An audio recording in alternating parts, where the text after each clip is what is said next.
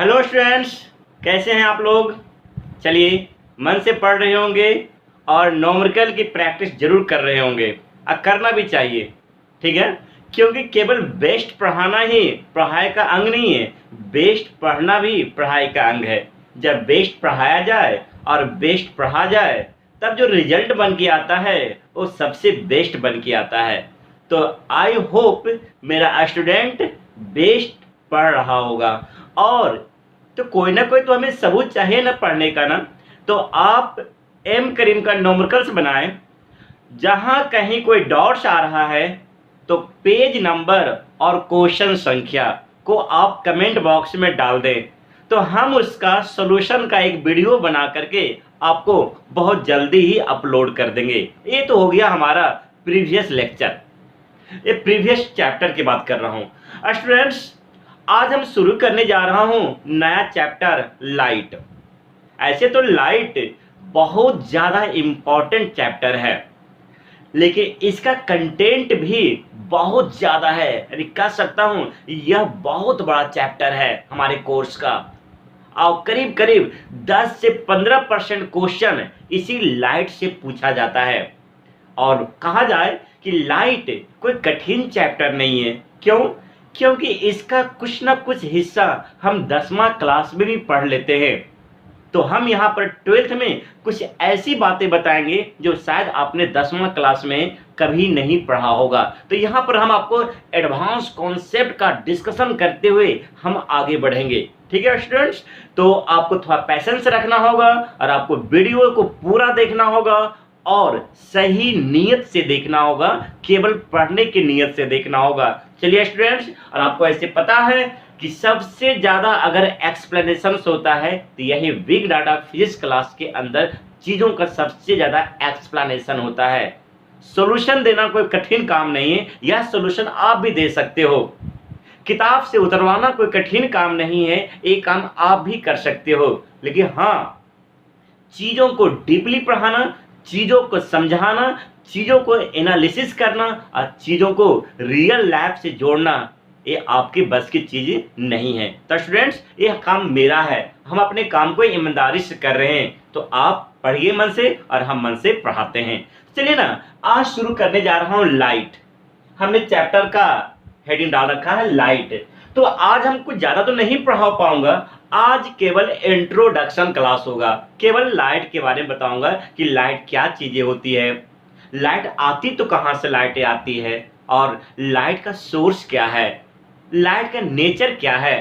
क्योंकि हमें जो भी कुछ पढ़ना है लाइट के नेचर के बारे में पढ़ना है। अंडरस्टैंड? तो आज इन सब चीज़ का एक ब्रीफ इंट्रोडक्शन देखेंगे, एक इंट्रोडक्शन देखेंगे, ताकि आगे चल के हमें पूरा का पूरा दृश्य या पूरा का पूरा व्यू अभी से ही पता लगने लग जाए कि हमें आगे क्या पढ़ना है। चलिए स्टूडेंट्स, शुरुआत करते हैं इंट्रोडक्शन क्लास। तो इंट्रोडक्शन में हम कुछ लिखाएंगे नहीं, ये केवल समझाने का ही कोशिश करेंगे। तो आइए स्टूडेंट्स, लाइट ऐसे अगर हम बुक की परिभाषा की बात करें, क्योंकि सारे मास्टर परिभाषा की तरफ चलता है, तो अगर हम बुक की परिभाषा की बात करें तो 10वां क्लास का परिभाषा कहता है लाइट इज एनर्जी, यानी प्रकाश एक प्रकार का ऊर्जा है। इसी चीज को कुछ और मॉडिफाई कर दे, लाइट इज इलेक्ट्रोमैग्नेटिक वेव्स, यानी प्रकाश एक विद्युत चुंबकीय तरंग है। तो शायद विद्युत चुंबकीय तरंग यह 10वां क्लास में नहीं पढ़ाया जाता है, यह आपके लिए बिल्कुल नया शब्द है, विद्युत चुंबकीय तरंग, जो हम यहाँ पर आपको काफी डिटेल में पढ़ाएंगे। विद्युत चुंबकीय तरंग, अगर हमने कहा लाइट इज एनर्जी, तो शायद यही परिभाषा 10वां के बुक में लिखा हुआ है, लेकिन हम 12th में हम कुछ एक्स्ट्रा बोलने जा रहे हैं, लाइट इज इलेक्ट्रोमैग्नेटिक वेव्स। तो इलेक्ट्रोमैग्नेटिक वेव्स होता क्या है, इन सब चीज को काफी डीप में देखेंगे कि इलेक्ट्रोमैग्नेटिक वेव्स पैदा कैसे किया जाता है। यानी अगर इलेक्ट्रोमैग्नेटिक वेव्स पैदा हो रहा है तो इसका मतलब है लाइट पैदा हो रहा है। यानी लाइट पैदा कहाँ से होते हैं, उसका प्रोडक्शन कैसे होता है।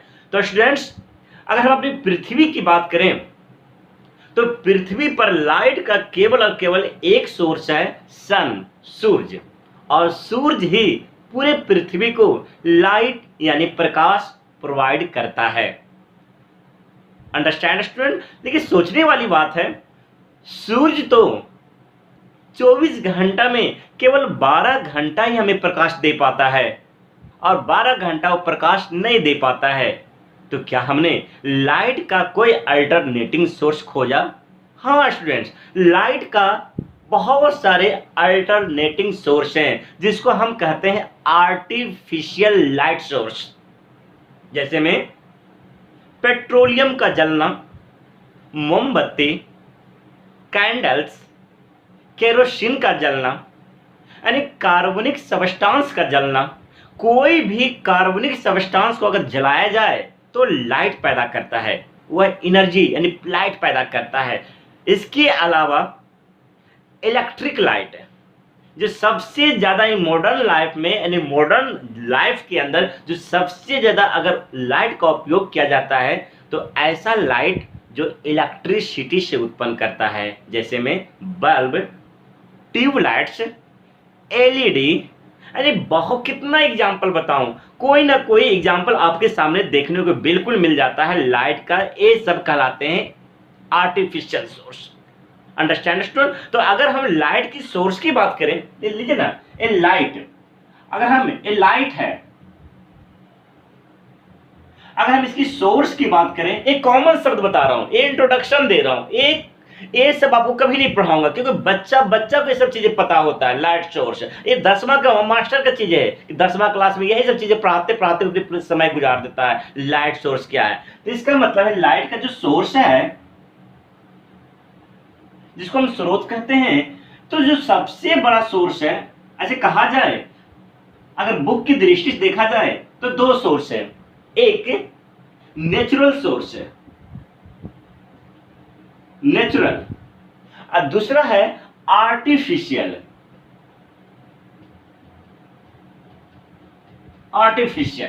अगर हम नेचुरल सोर्स की बात करें तो नेचुरल सोर्स में जो सबसे बड़ा सोर्स है हमारा सूरज है, हमारा सन है। सन, सूरज, ये प्रकाश दे रहा है, इसलिए केवल बनाया गया कि ताकि वो हमें प्रकाश दे सके। अंडरस्टैंड? और इसके अलावा कहा जाए बचपना के, अगर आपको बचपना याद होगा तो एक फनी एग्जाम्पल है जिसको हम कहते हैं भद्द जोगिनी, जिसको कहते हैं फ्लाइंग लाइट फ्लाइंग, मतलब जिसको एक तरह का इंसेक्ट होता है, एक प्रकार का कीड़ा होता है, आपने देखा होगा, वो लाइट जनरेट करता है रात के अंदर। तो ये डजंट मैटर, पैदा करता है तो करता है, बट इसे एग्जाम्पल में डालने की कोई आवश्यकता नहीं है। बस क्या आपको सेंस में होना चाहिए कि कुछ जीव भी होते हैं जो लाइट पैदा कर देते हैं, लेकिन हमें उससे लेना देना नहीं है, उस लाइट का हम इस्तेमाल नहीं कर पाते हैं, हम केवल सूरज की लाइट का इस्तेमाल कर पाते हैं। जो सबसे बड़ा सोर्स है वो क्या है? सूरज है। अगर हम आर्टिफिशियल की बात करें तो आर्टिफिशियल को भी दो भाग में बांट दिया गया है। आर्टिफिशियल लाइट में दो तरह के हो रहे हैं, एक इलेक्ट्रिक लाइट है, एक को कहते हैं इलेक्ट्रिक लाइट है, इलेक्ट्रिक लाइट है, और दूसरा है कार्बनिक बर्न लाइट है, मतलब फायर लाइट है, फायर लाइट है,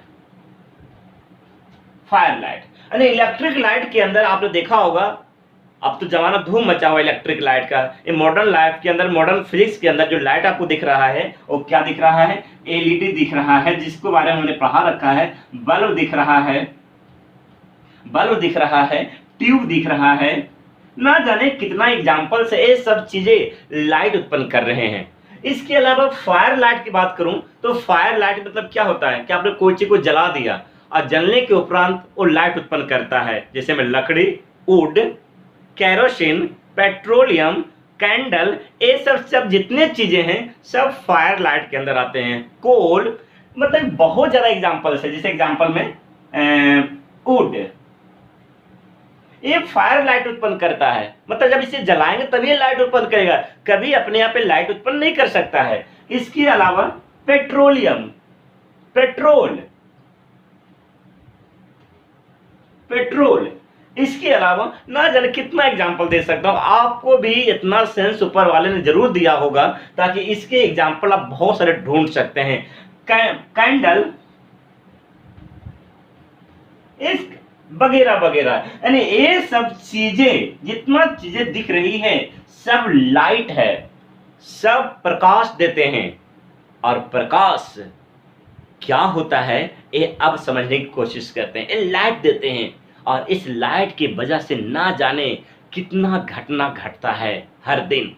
लाइट बहुत सारे घटना का जिम्मेदार है, जैसे में रिफ्लेक्शन, लाइट की वजह से हम किसी वस्तु को देख पाते हैं, लाइट की वजह से माइक्रोस्कोप है, लाइट की वजह से टेलीस्कोप है, लाइट की वजह से एक गॉगल्स है, लाइट की वजह से रिफ्रैक्शन का घटना होता है, लाइट की वजह से तारे चमकते हैं। ना जाने लाइट की वजह से कितना घटना घटता है हर दिन। जहां कहीं भी करीब करीब मैक्सिमम से मैक्सिमम इवेंट इन्वायरमेंट के अंदर लाइट की वजह से ही घटता है। जैसे एग्जाम्पल, बारिश होती है, बादल चमकते हैं, इंद्रधनुष बनता है,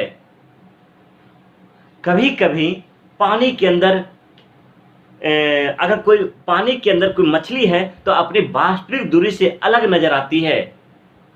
कभी कभी दोपहर में सड़क पर चलते हैं तो सड़क पर पानी गिरा नजर आता है, लेकिन वहां पर पानी होता नहीं है। कितना घटना बताऊं, सारे घटना लाइट की वजह से उत्पन्न होता है। और अगर हम किसी सोलर पैनल को लाइट में रख दें तो बिजली पैदा कर सकता है, यानी लाइट बिजली भी पैदा कर सकता है।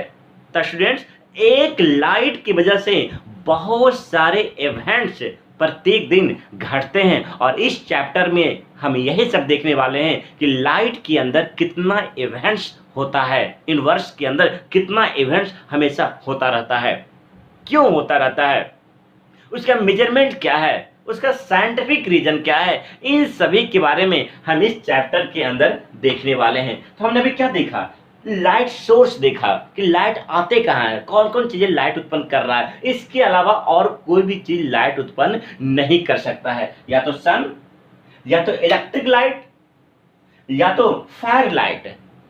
ठीक है, अब आगे बढ़ते हैं। अब हम आगे बढ़ने की कोशिश कर रहे हैं, सब लिखने की कोई आवश्यकता नहीं, पहले कह चुका हूं। आज का इंट्रोडक्शन क्लास है, इंट्रोडक्शन क्लास में 10वां में जितनी छोटी छोटी बातें पढ़ा था सब इंट्रोडक्शन में देख लेंगे, लेकिन 12th के अंदर लाइट अलग तरह से पढ़ाया जाता है। अंडरस्टैंड है स्टूडेंट्स? जरा देखते हैं, अब आगे बढ़ते हैं स्टूडेंट्स।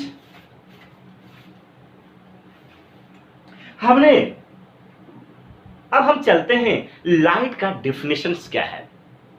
तो लाइट का डिफिनेशन का जो सबसे पहला स्टेटमेंट है, लाइट इज इलेक्ट्रोमैग्नेटिक वेव्स, या इसी को कह सकते हैं light is some kind of energy. तो चलिए समझते हैं आखिर में दुनिया में लाइट कैसे उत्पन्न होता है। तो हम जो भी बातें करेंगे इलेक्ट्रिक लाइट की बात करेंगे, इलेक्ट्रिक लाइट कैसे उत्पन्न होता है।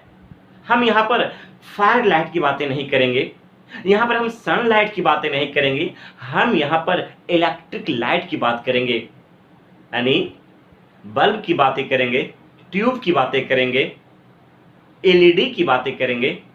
Understand student? जरा समझिएगा। तो स्टूडेंट्स जरा देखिएगा, आपको पढ़ाया गया था स्टूडेंट्स कि कोई भी सबस्टांस, लीजिए कोई भी सबस्टांस छोटे छोटे कण के मिलने से बना होता है। लीजिए छोटे छोटे पार्टिकल के मिलने से बना होता है, और इस पार्टिकल्स को हम एटम का नाम देते हैं। एटम यानी कर सकता हूं कि किसी भी मटेरियल का जो सबसे फंडामेंटल कण है, सबसे छोटा पार्टिकल्स है, वो क्या है? एटम से। अलग बात है कि एटम का भी डिवीजन किया जाए तो इलेक्ट्रॉन, प्रोटॉन और न्यूट्रॉन मिल जाएगा, और प्रोटॉन और न्यूट्रॉन का भी डिवीजन किया जाए तो और भी उससे छोटा कण आपको मिल जाएगा। हम उसकी बात नहीं कर रहा हूं, जो सबसे फंडामेंटल एंड फंक्शनल पार्ट है वही एटम्स है। और कहा जाता है स्टूडेंट्स, यह एक प्रकार का एटम्स है। अगर एक एटम के स्ट्रक्चर को देखा जाए तो कोई भी एटम इसी तरह का स्फेरिकल शेप का होता है, और बीच में एक काफी हाई डेंसिटी का एरिया होता है जिसको हम नाभि कहते हैं, यानी न्यूक्लियस कहते हैं, न्यूक्लियस। और नाभि के चारों तरफ एनर्जी लेवल्स होता है, या इसको हम ऑर्बिट कहते हैं, इसे हम ऑर्बिट कहते हैं। नाभि के अंदर न्यूट्रॉन और प्रोटॉन हमेशा मौजूद होता है, और इस ऑर्बिट में हमेशा इलेक्ट्रॉन गति करता रहता है, इलेक्ट्रॉन गति करता रहता है। तो स्टूडेंट्स, यह इलेक्ट्रॉन जो आपके सामने इलेक्ट्रॉन दिख रहा है, प्रत्येक इलेक्ट्रॉन का दो एनर्जी स्टेट होता है, एक मिनिमम और एक मैक्सिमम। जो मिनिमम एनर्जी स्टेट होता है उसको हम वैलेंस बैंड कहते हैं। लीजिए, इसके बारे में काफी डीप हम प्रीवियस चैप्टर में पढ़ा रखा हूं। यह हमारा वैलेंस बैंड है, और यह इसका मैक्सिमम एनर्जी स्टेट है, जिसको हम कहते हैं कंडक्शन बैंड। यानी यहां की एनर्जी हाई है और यहां की एनर्जी लो है।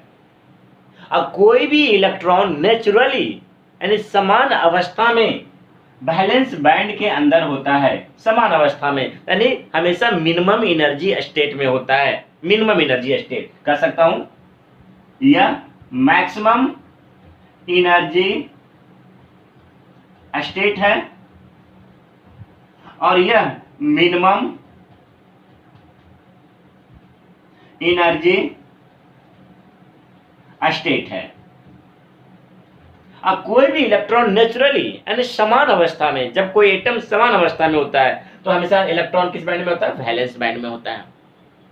देखिए स्टूडेंट्स, जैसी एटम्स को एनर्जी बाहर से दिया जाए, आपने बाहर से इसको एनर्जी दिया, तो पूरा का पूरा एनर्जी का जो असर है इस इलेक्ट्रॉन पर दिखेगा, यानी इस इलेक्ट्रॉन पर दिखेगा, और यह ऊर्जा प्राप्त कर लेगा। और ऊर्जा प्राप्त जैसी करेगा तो अब यह वैलेंस बैंड को त्याग देगा, क्योंकि इसकी जो एनर्जी है वैलेंस बैंड की एनर्जी से ज्यादा हो गया। अब ये जंप करके कंडक्शन बैंड के अंदर चला जाएगा। लीजिए, कंडक्शन बैंड के अंदर चला जाएगा। जैसे ये कंडक्शन बैंड के अंदर चला गया तो बताओ स्टूडेंट्स, इस इलेक्ट्रॉन का यह मैक्सिमम एनर्जी स्टेट है, यानी हायर एनर्जी स्टेट है। और हमारा साइंस कहता है कि कोई भी सब्सटेंस हमेशा हमेशा हमेशा मिनिमम एनर्जी स्टेट में रहना चाहता है। तो यह भी इलेक्ट्रॉन मिनिमम एनर्जी स्टेट में रहना चाहेगा। हाँ, मैक्सिमम एनर्जी स्टेट बहुत ही कम समय के लिए एग्जिस्ट करता है, बहुत ही कम समय के लिए एग्जिस्ट करता है। मैक्सिमम में चला गया, अब फिर अगेन वह मिनिमम में लौट आएगा। और जैसे ये मिनिमम में लौटने की कोशिश करेगा, जैसे हायर एनर्जी से लोअर एनर्जी में लौटने की कोशिश करेगा स्टूडेंट्स, तो क्या करेगा? अतिरिक्त ऊर्जा को त्याग करेगा, तभी तो लौट सकता है। अगर यहाँ का ऊर्जा ज्यादा है, यहाँ का ऊर्जा कम है, और इसको यहाँ से यहाँ आना है, तो कब संभव है? जब यह अपना अतिरिक्त ऊर्जा को त्याग दे और अपने ऊर्जा को किसके बराबर कर ले? इसके बराबर कर ले। तो ये क्या करेगा? अपना अतिरिक्त ऊर्जा को त्याग देगा, और जैसे ही त्यागेगा तो सारा का सारा एनर्जी बाहर रिलीज हो जाएगा, बाहर आ जाएगा। और इसी एनर्जी को स्टूडेंट्स, इसी एनर्जी को हम एक नए नाम से जानते हैं, जिसे कहा जाता है इलेक्ट्रोमैग्नेटिक वेव्स। इसी एनर्जी को, जिसको शॉर्ट में हम EMW कहेंगे, शॉर्ट में EMW। चलो देख लेता हूं, इसका मतलब है इसी जो एनर्जी बाहर रिलीज कर रहा है, इसी को हम इलेक्ट्रोमैग्नेटिक वेव्स कहेंगे, या शॉर्ट में EMW कहेंगे, और हिंदी में विद्युत चुंबकीय तरंग कहेंगे। तो इसका मतलब साफ दिख रहा है कि EMW का निर्माण तभी संभव है जब हम परमाणु को एनर्जी बाहर से देंगे।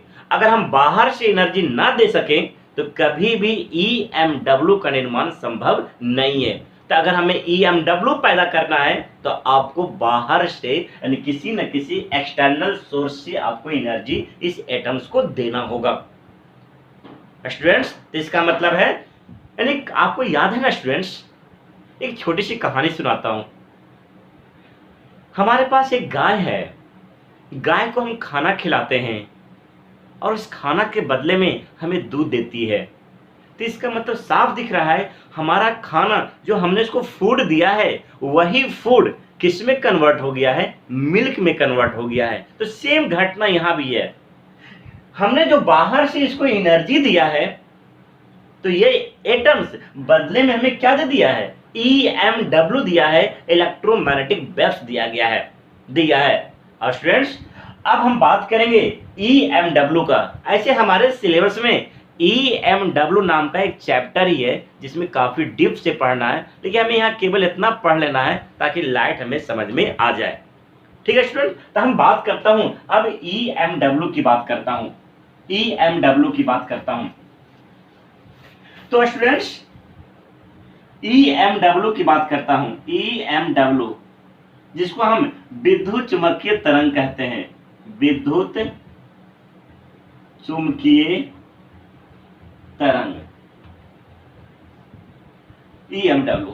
तो स्टूडेंट्स EMW क्या है, एक तरह का ऊर्जा है, एक प्रकार की एनर्जी है जो कब पैदा होता है, जब हम वैलेंस बैंड से कहां लौट के, कंडक्शन बैंड से कहां लौट के आते हैं, वैलेंस बैंड में लौट के आते हैं।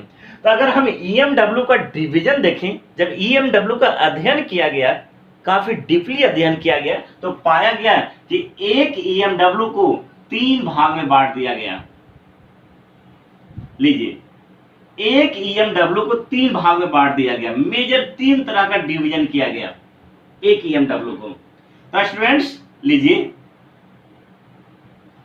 ये 3 भाग में बांटा गया।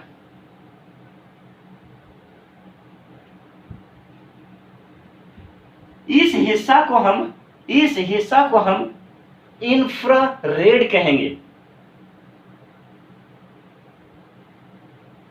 स्टूडेंट्स इस हिस्सा को हम ए हिस्सा और ए हिस्सा। आइए, तो स्टूडेंट्स इस हिस्सा को हम अल्ट्रा वायलेट कहेंगे,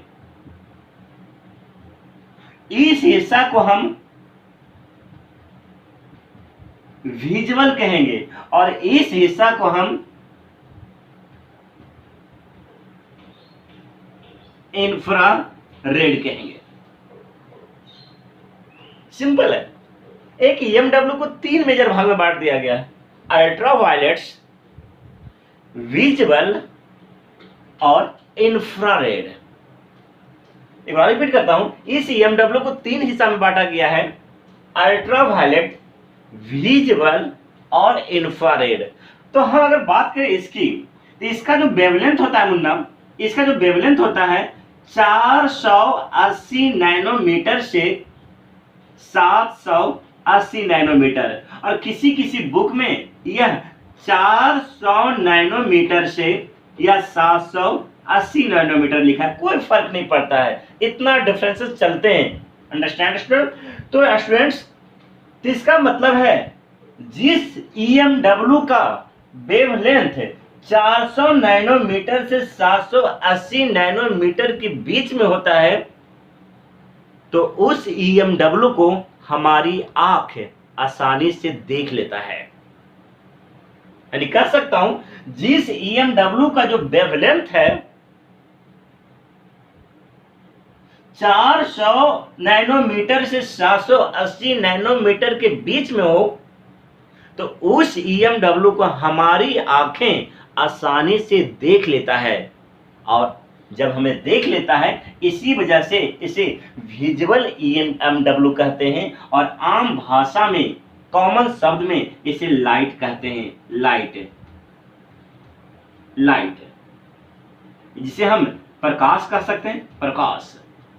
यानी प्रकाश एक EMW है जिसका वेवलेंथ 400 नैनोमीटर से 780 नैनोमीटर के बीच में होता है, जिसे हमारी आंखें आसानी से देख लेती है उसे ही क्या कहते हैं, लाइट कहते हैं।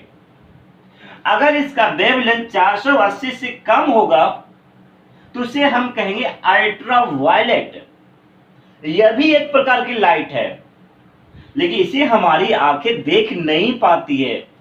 अब जिसका वेवलेंथ 780 से ज्यादा है उसको हम इंफ्रारेड कहेंगे। Infrared, infrared. और इंफ्रारेड को भी हमारी आंखें आसानी से देख नहीं पाती है। तो इसका मतलब है केवल एक ही ईएमडब्ल्यू को हमारी आंखें देख पाती है, जिसको हम क्या कहते हैं, विजुअल्स कहते हैं। और इसके बारे में डिटेल पढ़ाएंगे, जिस चैप्टर का नाम है ईएमडब्ल्यू चैप्टर। वहां पर काफी डिटेल में पढ़ाएंगे। Understand student? हमें तो केवल यहाँ पर लाइट पढ़ना है, हमें केवल विजुअल्स के बारे में पढ़ना है, हमें केवल इसके बारे में पढ़ना है। अब आगे बढ़ते हैं स्टूडेंट। कहीं कोई दिक्कत आ रहा था आप हमें बताइए, तो हम इसे समझा सकते हैं। या देख ले। अब आगे बढ़ते हैं स्टूडेंट्स। तो इसका मतलब है लाइट का डेफिनेशन लिखने जा रहा हूं।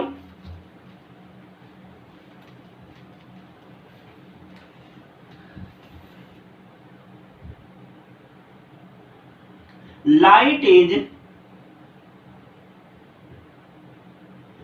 is an electromagnetic waves. Electromagnetic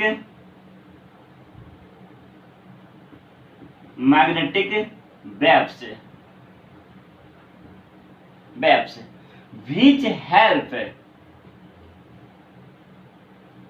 which help to see any object, by eye। या कर सकता हूं light is some kind of energy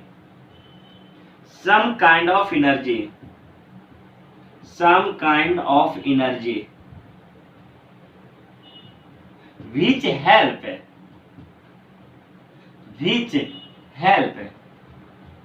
sense of any object by eye। इसका मतलब साफ दिख रहा है, वही परिभाषा है, ये हमने बनाया है और ये बुक का परिभाषा। क्या फर्क पड़ता है, दोनों का मतलब तो एक ही है। शब्द जरूर अलग अलग है, लेकिन दोनों का मतलब एक निकल रहा है। क्या है हिंदी वाले, कि प्रकाश एक विद्युत चुंबकीय तरंग है जो आंख को किसी वस्तु को देखने में मदद करता है। यहां पर यह भी लिखा हमने, लाइट एक प्रकार का ऊर्जा है जो किसी वस्तु को देखने में मदद करता है। यानी सिंपल शब्द में कहूं, लाइट का केवल एक मकसद है, किसी भी वस्तु को देखने में मदद करना। अगर लाइट नहीं होता तो शायद हम किसी वस्तु को देख नहीं पाते। ठीक है स्टूडेंट्स? तो लाइट का जो सबसे बड़ा वर्क है वो हमें किसी न किसी वस्तु को देखने में मदद करता है, हेल्प करता है। किसी वस्तु को सेंस करने में वो हमारी मदद करता है। No light no sense of any object by the eye. ठीक है स्टूडेंट्स? अब हम आगे बढ़ते हैं। लाइट का हमने परिभाषा देख लिया। तो students, there are several events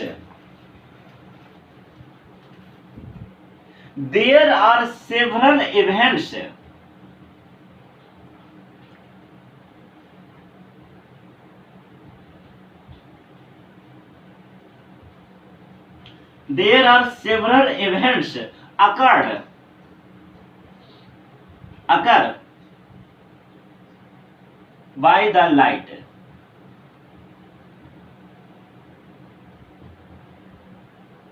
students, light की वजह से बहुत सारे इवेंट्स घट रहे हैं, बहुत सारे इवेंट्स घटता है।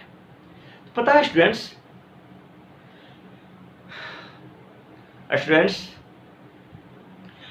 लाइट के अंदर दो तरह का बिहेवियर होता है। ये अगर हमें लाइट है, इसके अंदर दो तरह का बिहेवियर है, यानी दो तरह के गुण इसके अंदर पाए जाते हैं। एक गुण को कहते हैं वेव नेचर, वेव नेचर, या कह सकता हूं तरंग गुण, और दूसरा है पार्टिकल नेचर, पार्टिकल नेचर, जिसको कहता हूं कण गुण। तो स्टूडेंट्स, लाइट में हमेशा, जिसे मैं आपको एक छोटा सा घटना बताता हूं। आपने किन्नर को देखा होगा, जिसको आम भाषा में किन्नर कहते हैं। उनमें दो तरह का बिहेवियर्स होता है, एक गर्ल्स का भी बिहेवियर होता है और एक बॉयज का भी बिहेवियर होता है। स्टूडेंट्स, उसी प्रकार जो लाइट होता है उसमें दो तरह का बिहेवियर्स होता है, एक वेव बिहेवियर यानी वेव बोलूं, और दूसरा है पार्टिकल बिहेवियर्स। यानी दो बिहेवियर्स होने की वजह से ना जाने कितना घटना लाइट की वजह से घटता है। अब दोनों बिहेवियर को हम अलग अलग चैप्टर में पढ़ना है, और यहां से लाइट का दो भाग में बंटने जा रहा है, यानी दो यूनिट में बंटने जा रहा है। और हमारे सिलेबस में लाइट को दो यूनिट में बांट के पढ़ाया गया है। उसमें एक यूनिट लाइट का पार्टिकल नेचर कहलाता है। यहां पर पार्टिकल नेचर के वजह से जो घटना घटता है स्टूडेंट्स, उसको कहते हैं photo electric effect, photo electric effect. यह एक यूनिट है, और दूसरा है वेव नेचर के वजह से जितना भी घटना घटता है उसे हम ऑप्टिक्स के अंदर पढ़ते हैं, उसको हम ऑप्टिक्स कहते हैं। ऑप्टिक्स, ऑप्टिक्स यह भी हमारा यूनिट है, ये भी हमारा यूनिट है। तो इसका मतलब है कि लाइट अगर हमने पढ़ा दिया तो आपको हमने दो यूनिट कवर कर दिया, दो यूनिट कवर कर दिया। उसमें एक यूनिट है फोटो इलेक्ट्रिक इफेक्ट, उसमें एक यूनिट है ऑप्टिक्स। यह बहुत ही छोटा यूनिट्स है और ये बहुत ही बड़ा यूनिट्स है। अगर हम ऑप्टिक्स की बात करें तो सिंपल शब्द रहता है ऑप्टिक्स। ऑप्टिक्स फिजिक्स का वह ब्रांच है जिसमें हम लाइट के वेव बिहेवियर के बारे में पढ़ते हैं। दूसरा फोटो इलेक्ट्रिक इफेक्ट्स, यानी फोटो इलेक्ट्रिक इफेक्ट्स वह घटना है जो प्रकाश के कण गुण यानी पार्टिकल गुण को दर्शाता है। इस प्रकार हमारे पास दो यूनिट्स है, एक पार्टिकल्स यूनिट्स, एक पार्टिकल्स नेचर और दूसरा है वेव नेचर, और जिसे हम ऑप्टिक्स के नाम से जानते हैं, और ये फोटो इलेक्ट्रिक इफेक्ट की घटना के नाम से जाना जाता है। तो स्टूडेंट्स, जिस एग्जांपल कोई पूछेगा कि ऑप्टिक्स के अंदर हमें क्या क्या पढ़ना है, तो उन सारे इवेंट्स के बारे में पढ़ना है जो वेव गुण के कारण घटता है, जैसे में reflection, refraction, polarisation, interference, diffraction, ना जाने कितना ऐसी घटना है जो इसके अंदर हमें पढ़ना है। ठीक है स्टूडेंट्स, तो चलिए स्टूडेंट्स, ये हमारा क्लासिफिकेशन हो गया। अब जो हमें पढ़ना है, किसके बारे में पढ़ना, पहले हम इसको कवर कर लेते हैं क्योंकि इसे पढ़ाने में बहुत ही कम वक्त लगेगा। ये बहुत ही छोटा चैप्टर है और एक बहुत ही लार्ज चैप्टर है। तो चलो स्टूडेंट्स, अब हेडिंग आप डाल लेंगे, पार्टिकल्स नेचर ऑफ लाइट। यानी लाइट के पास दो तरह का बिहेवियर्स होता है, एक पार्टिकल्स नेचर और एक वेव नेचर। तो हम जो पढ़ाने वाले हैं, सबसे पहला unit third, particles nature of light. Particles nature of light,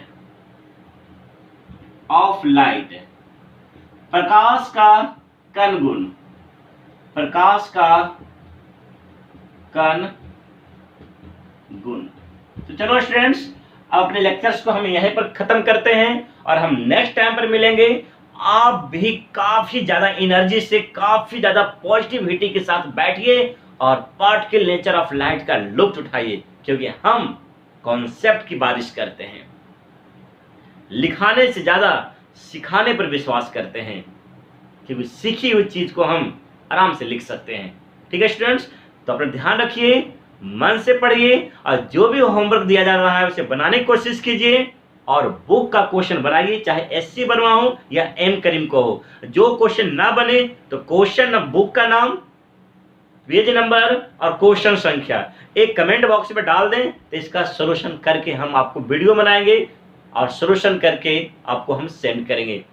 ठीक है students, bye bye students, take care. ठीक है।